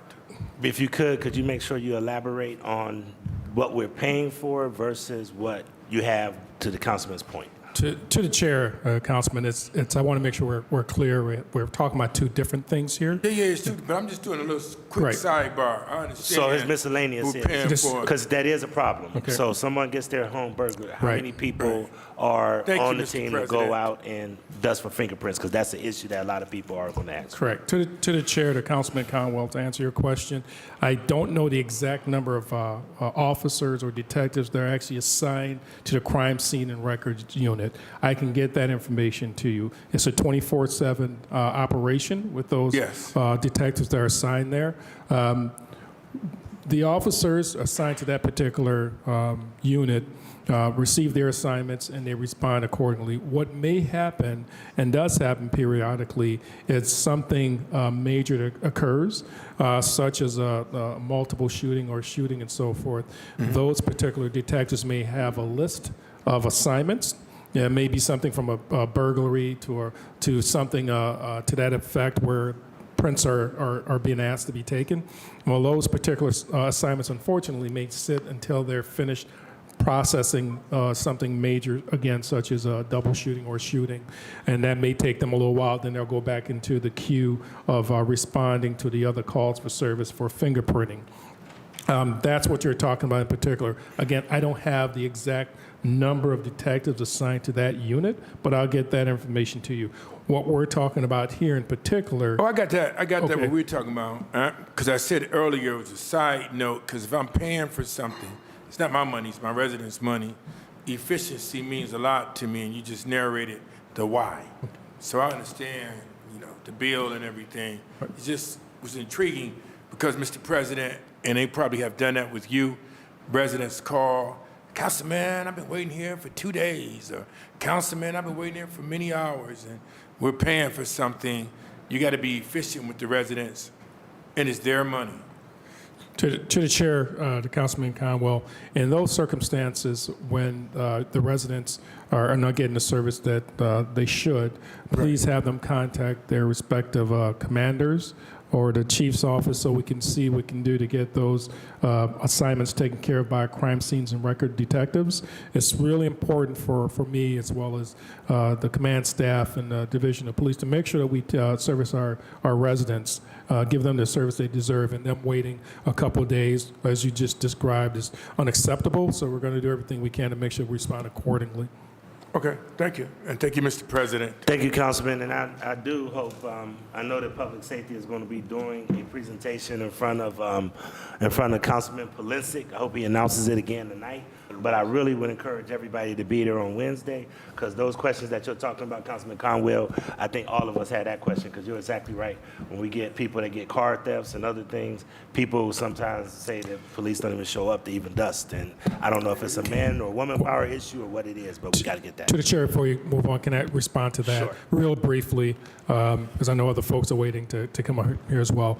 As far as fingerprinting, again, it's important that if someone's waiting for a long time, long period, and so forth, please contact their district commanders to ask what's going on so we can clarify that. Again, for individual victims or otherwise be waiting multiple hours, multiple days, again, it's something we need to know so we can make sure that, again, we provide the service that folks are paying for, to your point.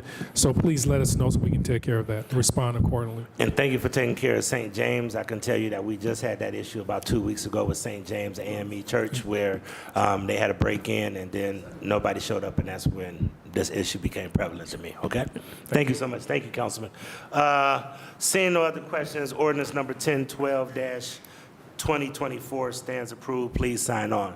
Going to bring up the fire department next, if we could. Next is ordinance number 1015-2024 by Council Members Polisic and Griffin. by departmental request, as well as added to this is Councilwoman House Jones, an emergency ordinance authorizing the Director of Public Safety to enter into various written standard purchase and requirement contracts for the necessary items of one fire alarm system, including labor and materials for the installation of the new system and removal and abatement of the current fire system, if necessary, for the Division of Fire, Department of Public Safety. The Director. Thank you, Chair. And just joining me at the table is Fire Chief Luke, as well as the new Assistant Chief, Shalomer, who will answer any questions once we go through the legislation, which you just identified, which is 1015. 24, if it's approved, it would authorize the purchase of a new fire alarm system for the Division of Police, Department of Public Safety. The purchase would be made by one or more standard purchase or requirement contracts for a fire alarm system, including installation. Services will also include abatement for the existing fire alarms, devices, and wiring if necessary. This legislation will authorize the Division of Police to purchase a new fire alarm system to replace the current fire alarm system, which is obsolete and cannot be brought up to state code or ADA requirements. The new fire alarm system is in the amount of $355,125 and will be funded through a general obligation bonds capital project. Thank you. Just real brief, something that I picked up and the policy team picked up when we went through this. In section 3, it says the standard requirement contracts will be paid for by funds which are credited to proceeds from the sale of bonds authorized from ordinance number 666-2024, passed July 10th, 2024, if issued for this purpose, and shall be charged against the proper appropriation of funds. The Director of Finance shall certify the amount of purchase under the contract, with purchases shall be made in order, Commissioner of Purchases. It looks like you're saying that it's being authorized through the bonds, but then it doesn't necessarily say where. Say that again? Sorry, to the Chair, you're talking about location of the fire alarm system? Where are you drawing it from? Where are you getting the money from to pay for this? It says the sale of bonds, but then it looks like it's not set up.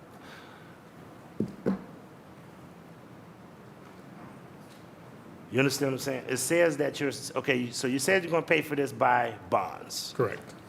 Right? Is that what you're paying for this by, the GO bonds? Because it looks like you're giving, Mr. Gentile may be able to explain it better. Yeah. It looks like it says that you're paying for them with the sale of bonds, but it doesn't give the clarification. Yeah, through the chair to the council members. This is the bonds, the GO bonds that we're issuing. I think we're going to settle. I think we're supposed to close by the end of this month. So this purchase is going to be made out of the bonds we're issuing this year, the GO bonds we're issuing this year. And again, we should get the proceeds by the end of October. We're pricing them now. Okay, all right, so it'll be by the proceeds of the bonds associated with this. That's what it is. So it's not another, basically, what I'm trying to make sure and what I've instructed my policy team to look for, there's these clauses in these contracts that basically allow to say, yeah, we're going to use the bonds, but then we may use whatever other dollars.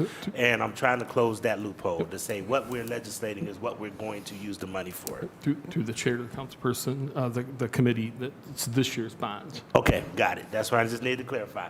Councilman Polinsky, this was heard in your committee? Yes, it was, Mr. Chairman. We heard it and we discussed it and we approved it. But just based on your question to the director and to Mr. Gentile, so the bond, the projects or capital items that we're going to utilize bonds for, has that been put together yet, that list? Through the chair to the councilperson, yes. Has it been submitted to council yet? Through the chair to the councilperson, I believe it has, yeah. By Chief Operating Officer. But you're telling me that this is a part of that? I believe so, yes. Mr. Chairman, do we have that list? That list of all of the projects under the bonds? Right, through the chair. I mean, Yeah, can we just get it resubmit again? Because to be Yeah. honest with you, I thought it was on that list, but I'm not sure. Okay. That's the reason Sure. why I didn't want other Yes. funds to be utilized, because I want to make sure that we're only using the funds allocated through these bonds to Yes. purchase the things that we said we were, and not another funding account, because that's where we're trying to make sure we close those loopholes. And I would concur with you, so I'd like to see that, make that request to see Okay. that list. Thank you. Thank you. All right. Just a small thing that we want to make sure now, Mr. Gentile, maybe if our finance teams get together and have a discussion, because there's like this small clause, and I know we talked briefly about it, where it basically gives other funds as associated. The reason why that's important is because similar to that extra, when we needed clarification about if we didn't spend down that 85% of capital repair dollars, and then we wound up getting that $404,000 because we made interest money, as you articulated. We just want to make sure that we're not redirecting some of the projects that we're approving under these bonds to be paid for from other accounts that we don't know. We just want to make sure we understand where the money's coming from. Which bank account are we using for which project? Okay? Understood, Council. All right, thank you so much. Seeing no other questions, Councilman Kerry McCormick, I apologize. Thank you, Chair. And maybe a quick question. I'm not on the safety committee. Chair to the director, the fire system for what? Is this for the fire HQ? Through the chair to Councilman McCormick, that's why I have the fire chief here and the assistant chief to assist us. But this system is for fire headquarters, Okay. which is also station number 1. Chief, you came all the way down. Questions, comments, concerns? Yes, through the chair to the council person. This is for fire headquarters at 1645 Superior. The current system is the legacy system from 1974 when the building was made. It does not account for ADA accommodations that have come federal law in between there, or any other improvements such as carbon monoxide detectors. Thank you, Chair. And I would imagine the headquarters for the department, the fire department, should probably be up to code and ready to go. Yes, sir. Imagine is a good thing to have. So, thank you, Chair. All right, any other questions that we have for this? I'm going to leave this one as it is. I was looking at potentially amending it, but I'm going to be comfortable in letting the bonds that we issued for this be spent for this.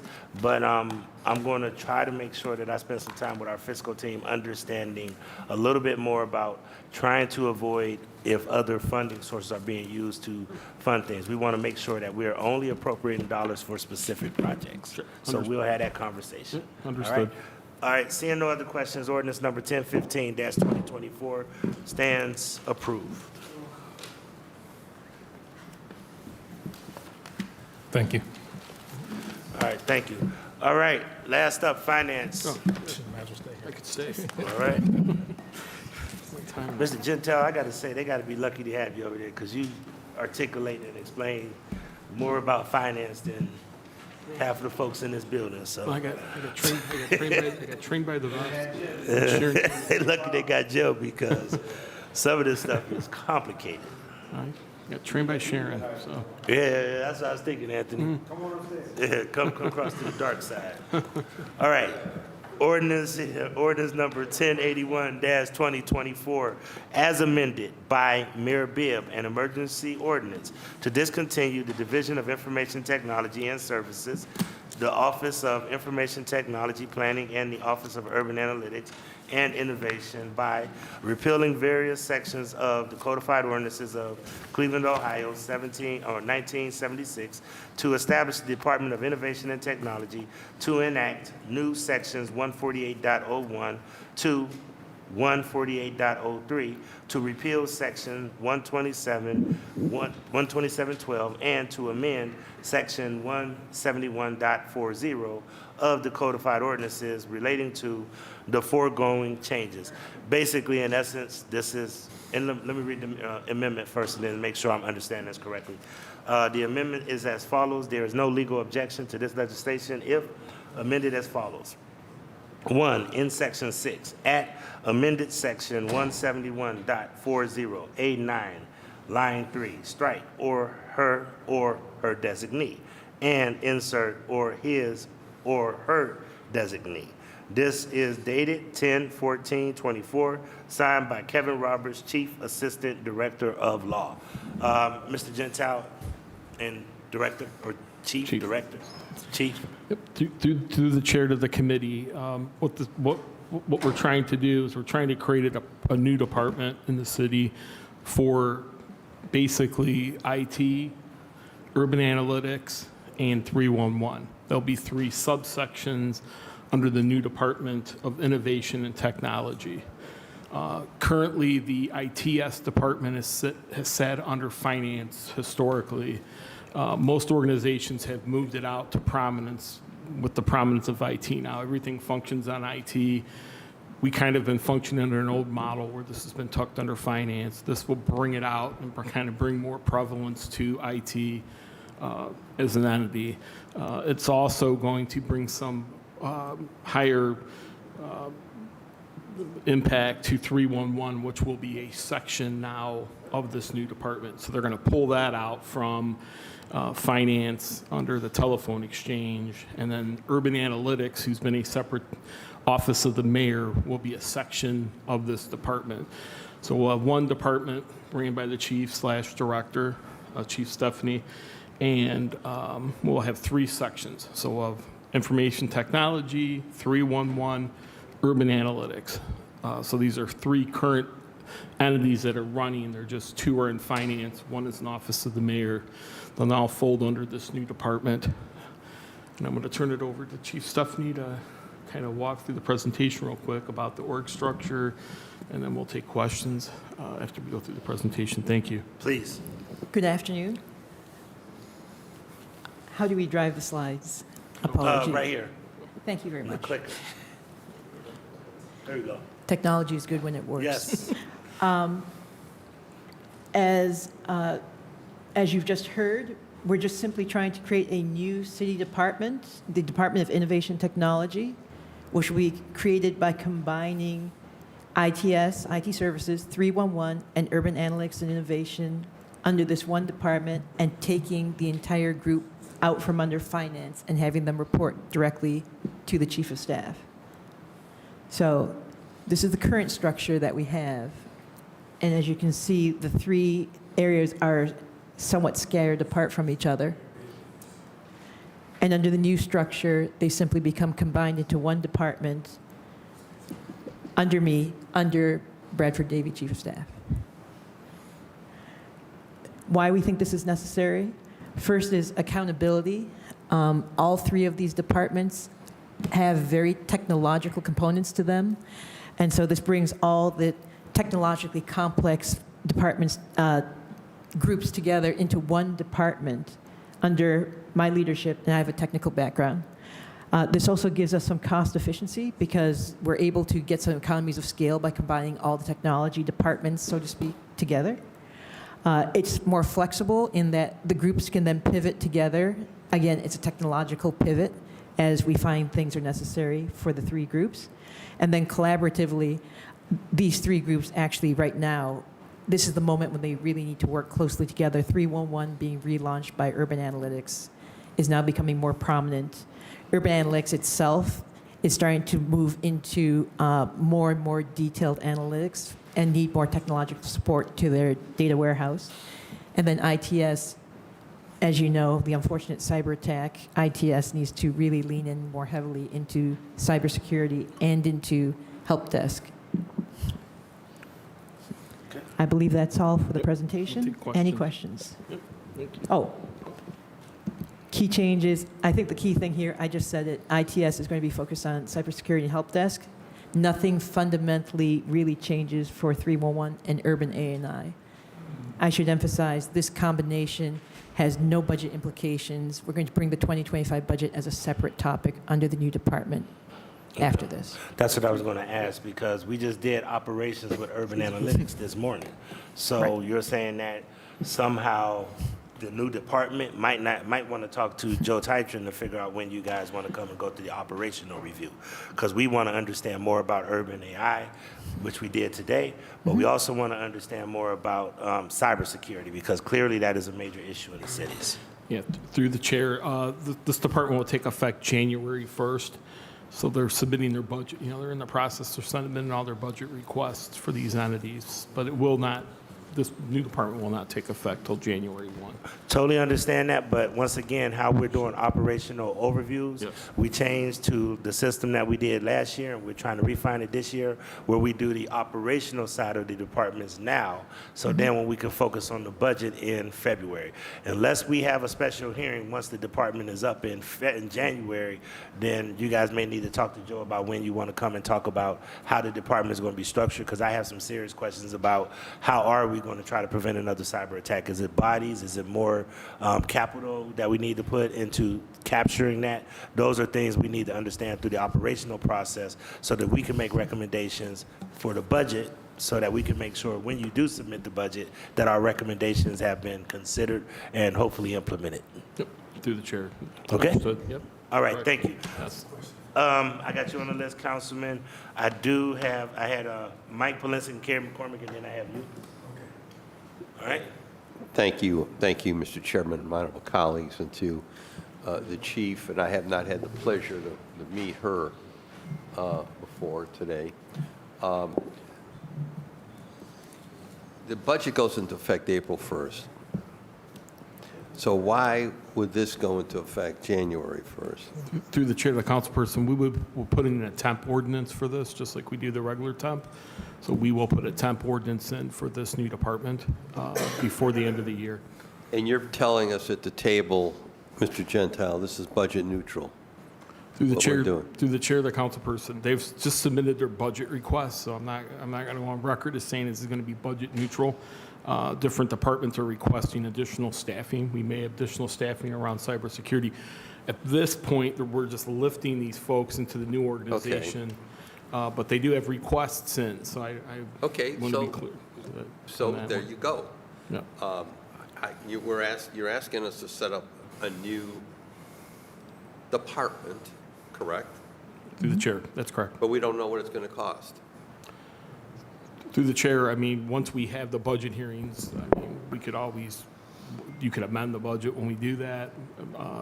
What if it's twice more than what we're paying now? Through the chair to the councilperson, it will, I'm in finance and we're looking at the budgets, it will not be twice. They Okay. are requesting a few additional heads for very important things, whether it's 311 or cybersecurity. Okay. I've seen the preliminaries, again, we're trying to balance it to make it structurally balanced.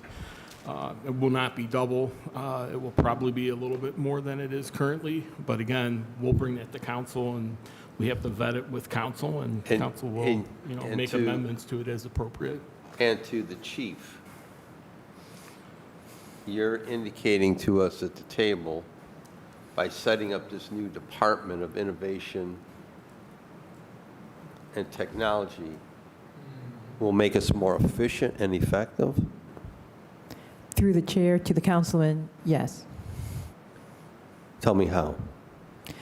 Through the chair to the councilman, the key point of this new combination to a single department, we Yeah. are not going to be adding more administrative staff to it. There will not be more leaders, more admin. What we're looking for when we do present the 2025 budget will be more workers, more cybersecurity analysts, more help desk technicians. The goal here is to have more folks who actually do the work and to avoid having to have more people setting strategy, let's say. Let me say this, Okay. Councilman. Yes. I want to get everybody's questions, but I do want to make sure that I let you guys know I'm probably going to hold this, because I think when you're talking about we need more clarification. Yeah. And I want to make Okay. sure, that's why I keep pressing. Yeah. Might be good for you guys to schedule an operational review.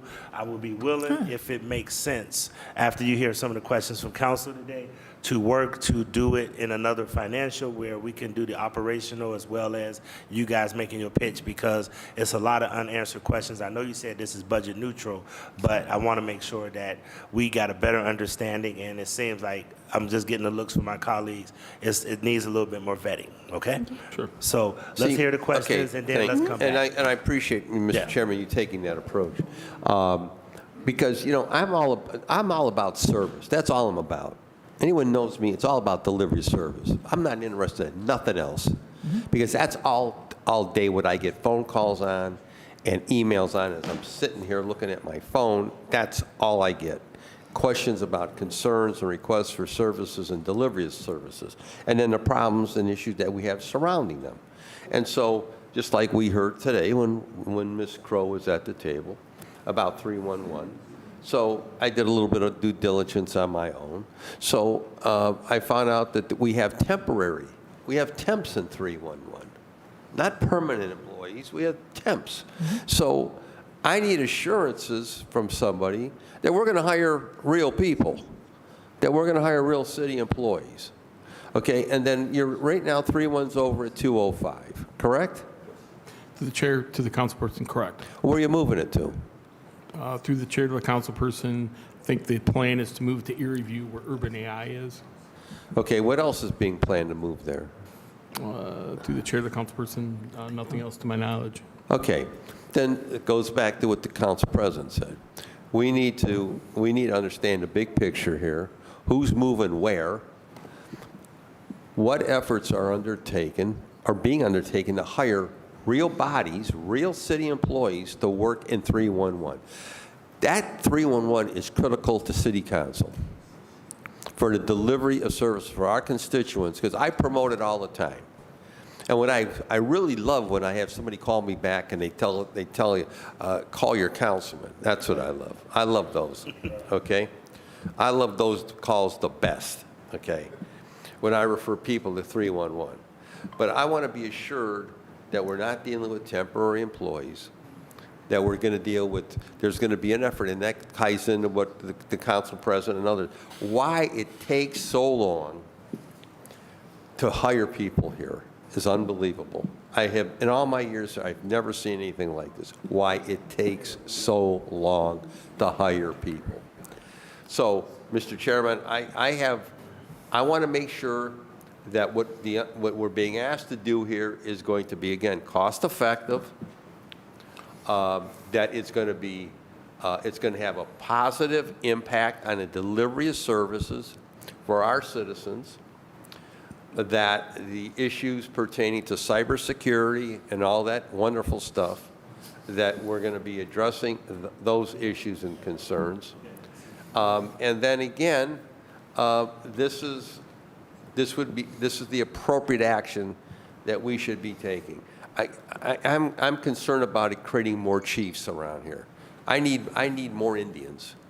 I need more workers. I need more folks out doing things. I don't need more executive staff. That's my observation. That's just me personally.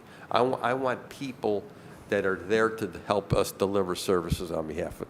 So when you come back to the table, you're going to have to really lay out how this is going to impact the delivery of city service and make things better around here. Thank you, Mr. Chairman. Thank you, Councilman McCormick. Councilman Conwell. Thank you very much. Thank you, Chair. Thank you, Chair. I think having more time on this is good and appropriate. I'm curious, Mr. Genta, how long have you been in finance with the city? Through the chair to the councilperson, I came back in 2002. I was here with the White administration, but I left for a while. I've always been confused as why the heck ITS is under finance. That has never made sense to me. It's a very, very old model. I was going to say, where did that ago, come from? IT used to, in most organizations, when it wasn't that prevalent, would fall under finance. But we're way behind the curve on this. Yeah. IT should be a separate department. Right. Because IT runs everything now. I mean, you can't do anything Yeah. at home, at work, or anywhere else without some type of technology. Okay. Yeah, So most places have moved this out as a department. We're just behind. We actually had a performance audit, I think in like 2005 or 6, by the auditor's office that recommended that we move it out. And we thought about it, and we've thought about it several times over the years. Okay. Right now with the new chief, and I just wanted to mention that this chief just replaces Fernando, so we didn't add a completely new chief compared to what we had previously. We had a chief technology officer, which was Fernando, who left employee with the city, and Chief Stephanie just replaced her. So. And can you go back to the organizational chart that you had up earlier, please? Thank you. Okay. So, Chief Warnett, you would oversee the entire all of these divisions. Is that correct? Okay. Through the chair to the member, yes. Got it. Okay. And all you report to the chief staff, right? all chiefs report to the chief of staff. No? Yes. I'm not. I assume that that's the structure. So that's just, okay. Okay, it's mayor, chief of staff, I would imagine, and then everyone else is, well, citizens of the city of Cleveland, mayor, chief of staff, and then everyone below them. Okay. Right. Okay, well, again, I'm looking forward to the continued conversation, Chair, but I would just say that I think this makes sense. I've never understood why this was under finance, so I look forward to learning more about this. But again, I think this change makes sense.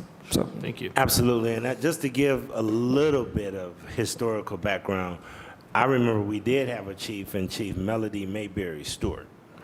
However, that was in the early days of the Jackson administration, and then I think what they were trying to move towards is to modernize technology and embed it in all the departments, and they felt the best way to move towards doing that was to put everything under Dumas. However, I think it was more of the competency of the person as opposed to the competency of the model, which in some cases is what we have to unravel at City Hall. Is it that the competency of the model or the competency of the person? And that's why I think that it never really went back to its own department. So really you're going back to what it used to be. Okay? All right, Councilman Kevin Conwell. President, when you look at a business, this is not a business, however, I think finance, you have the mayor, then you have, is it human resources, then it's finance, but if you have this technology in the scope or that paradigm of finance, then the importance people will see that it's huge and it's big. So when you look at, I just saw Sharon Dumas earlier today. Sharon, you had the mayor, and Sharon was in on everything. But when it fell under her department, it gave it more important, that it was important, very, very important. Because that finance, and I had to take, well, it's a good thing, almost any department or business, that finance director is very important. Okay, then come human resources, because human resources touch everything. So I don't have a problem with it falling under finance. It doesn't bother me at all. Through the chair. Through the chair to the director here, Gentile.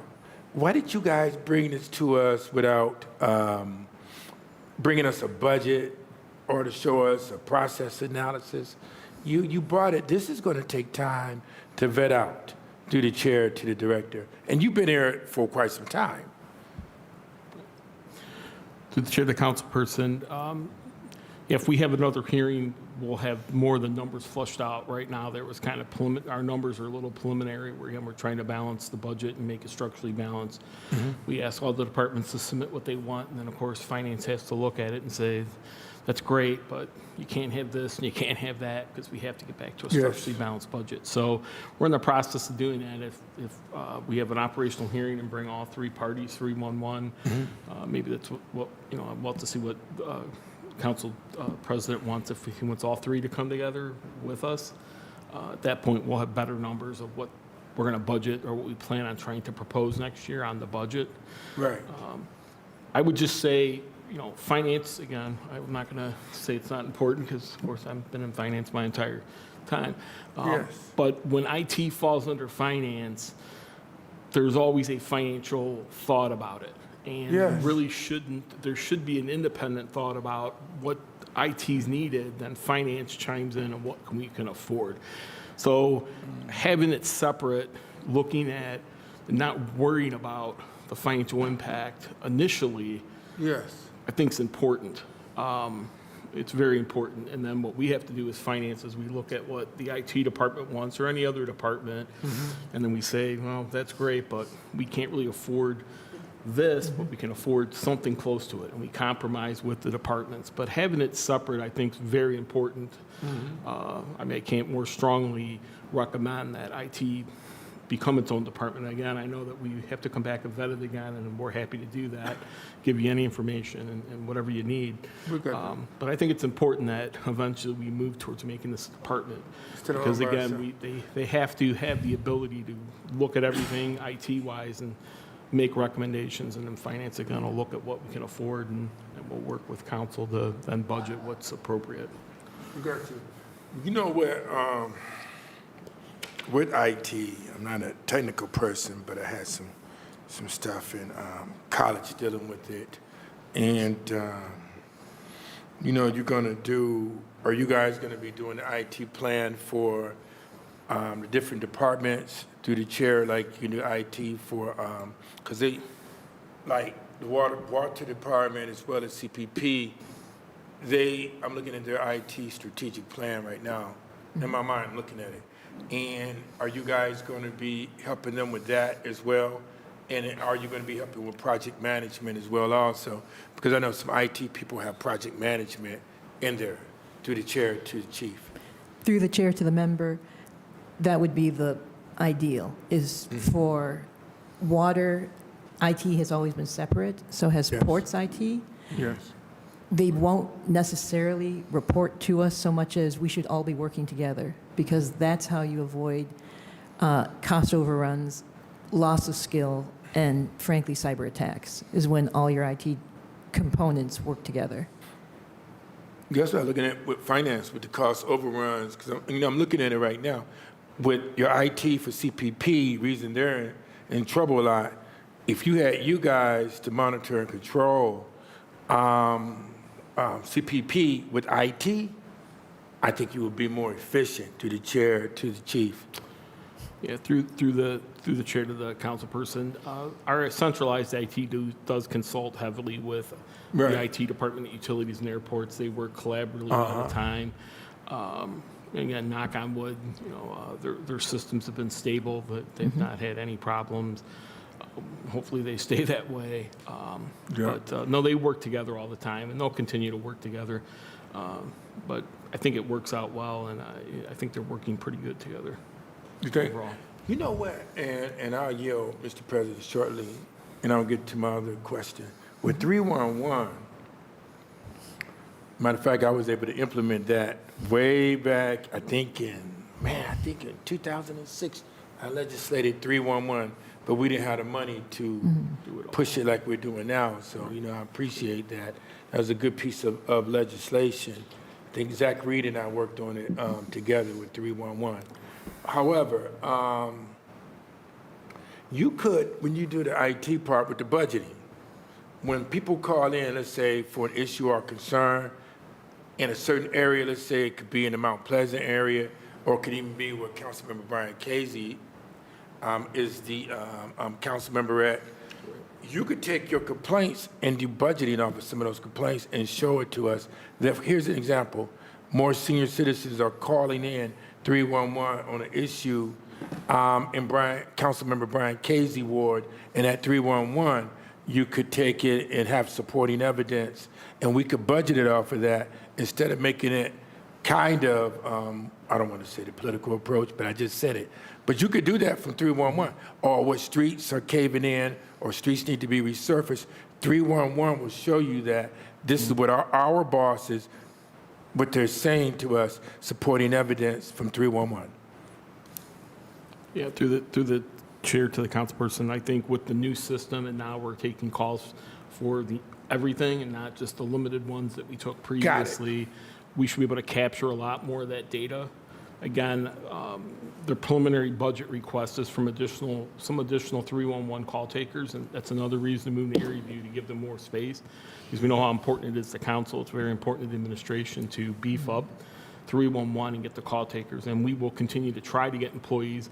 I think, I'm going to say this and I'm not 100% sure, but I think in the last negotiation, we actually changed that classification or raised what we were paying the call takers a little bit to try to attract employees. So that was one place that, and when we go through it April 1st again, if we still don't have employees, we may have to look at maybe raising the call taker pay again if we still can't attract employees, because we do want employees in that role. It's very important that they know the city and that they're employees of the city. So we'll look at that, and when the contract's up April 1st, which will be April 1st of next year, if we need to make an increase again in the 311 call taker pay band for that position, I definitely would support it, and I know Chief Stephanie would support it, and we'll take a look at that, but we do want to get employees in there.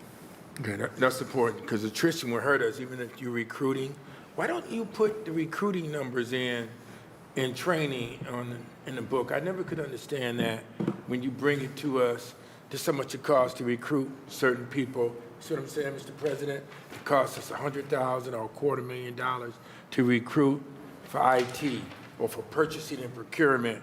And then here's the training dollars. It costs us to train a worker. And then we turn around and through attrition, we lose workers, but we spend so much training an employee with our training dollars, and you see what I'm saying, with loss. Sure. But you never have it in the book. It's never footnoted in the book or anything. Yeah, through the chair of the council, so we'll talk to HR. I know they have some recruiting contracts. They're just not, you Right. really can't see them because they're kind of buried in professional services, so they're contractual. I'll talk with Director Cole and see if he can break out some additional stuff that revolve around training, recruiting, kind of what our efforts are and what it costs to do that stuff. Yeah, I'm going to move forward because, in the budget, our budget, we deal with people, which is labor. We deal with equipment. We deal with supplies. And then we deal with money. Really, 4 things through the chair. 4 things you deal with. You're looking at resources. Is money for the budget. You look at people. People, that means your sick time, your training dollars, your as I mentioned, training, medical, health care, that's in the people part of the budget. And then you deal with equipment you have in there that you mentioned to us. And I'm almost finished, Mr. President, as well as supplies. He teaching. Here's the other thing that I'm going to look at when we talk about the budget. When you bring us back the budget, you bring us people you're going to bring in as project managers as well. Because when you have IT, a lot of people have project managers, Chief, with IT, because it's not worth its weight in salt if you don't have project managers in there. Through the chair to the chief. Through the chair to the member, yes, I agree. Yeah, they got to have that. And then when you mention like labor, the things I just mentioned to you, with Councilmember Mike Polensek narrated, the job spots of the budget. You're going to bring how many people we need, but here's the job spots we're going to have in that scope, in that budget. That's why I can't vote for it today, because I don't have with me enough information. Sure, through the chair, yes, we'll have another hearing again, and we'll get with Joe Titron, and we'll figure out what you need, whatever information you need, we will bring at the next hearing that we have. All right, thank you. Seeing no other questions, this Committee of Finance, Diversity, Equity, and Inclusion is called to adjourn, and we'll just follow up with you guys on more understanding about the department. Sure, Okay? absolutely. Thank you.